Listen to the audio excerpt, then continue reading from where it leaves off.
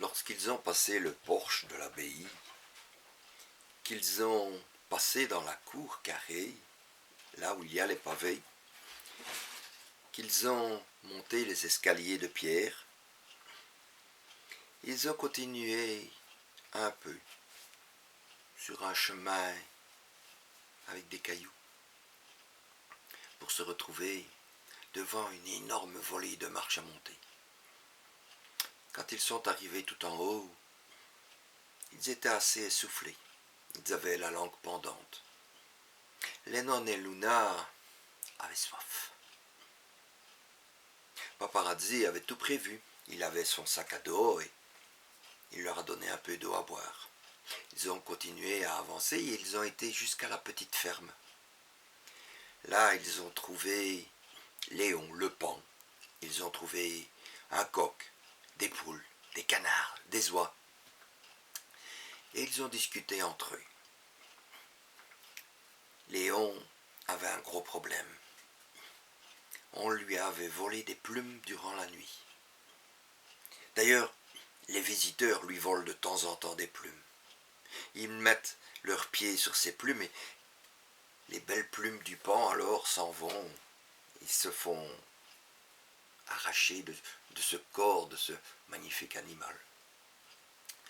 Alors Lennon a décidé de repartir à la chasse aux plumes. Il est allé fouiller, à gauche, à droite. Il a descendu toute la côte de l'abbaye. Il est allé renifler. Il a trouvé des plumes, mais c'était les plumes des coqs. Il a trouvé des plumes, mais c'était celles des oies. Il a continué, et il a trouvé le voleur de plumes. C'était un petit garçon qui avait trouvé que les plumes de Léon étaient très belles. Alors Lennon l'a suivi, tel un espion, une fois à droite, une fois à gauche. Luna suivait de loin. Elle regardait son baroudeur, son guerrier. Et celui-ci allait de droite à gauche, de gauche à droite. Il recherchait le chemin que cet enfant allait prendre. Il se disait, va-t-il aller à gauche ou à droite? Quand l'enfant s'est assis, il a déposé les plumes. Il a regardé un oiseau et Lennon en a profité. Il est allé tout en rampant, dans sa gueule a pris les 3 plumes de pan et il est parti. L'enfant l'a poursuivi en lui criant « Rends-moi ça, voleur, rends-le-moi » Et il est parti. Lennon en a profité. Il a sauté au-dessus d'un petit muret. L'enfant l'a suivi. Il s'est glissé en dessous d'une barrière. L'enfant a eu un peu plus dur. Par la suite, le petit garçon a trouvé l'idée. Il s'est glissé entre les barres, mais de justesse.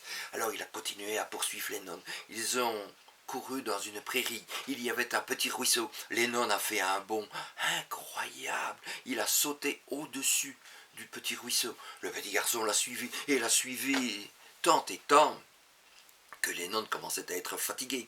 Il se disait qu'il ne rendrait jamais les plumes à son ami Léon. La poursuite a duré au moins 10 minutes. Quand enfin Lennon a eu une petite idée, il s'est dit « Et si je me cachais ?» Au milieu des herbes, il s'est roulé.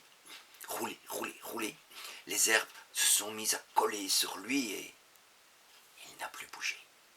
Le petit garçon a passé à 1 mètre de lui, mais ne l'a pas vu.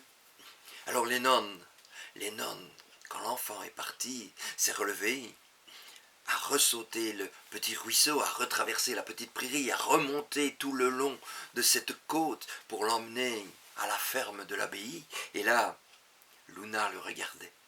Ah, qu'elle était fière. Ah, son Lennon, un vrai héros. Oh, c'est à peine si elle ne l'a pas nommé Indiana Jones. Mais quand elle l'avait arrivé avec les 3 plumes de pan dans la gueule, ah, qu'elle était fière. Le pan était moins content, parce que les plumes avaient été un petit peu froissées. Et les nonnes lui a dit, mais écoute, je te les ai ramenés. Le pan était content. Les nonnes a eu un nonos. Ils sont descendus. Et pour la peine, eh bien, Paparazzi s'est arrêté au moulin à brasserie. Et devinez, il a pris une bonne bière. Les émotions quand même, ça creuse.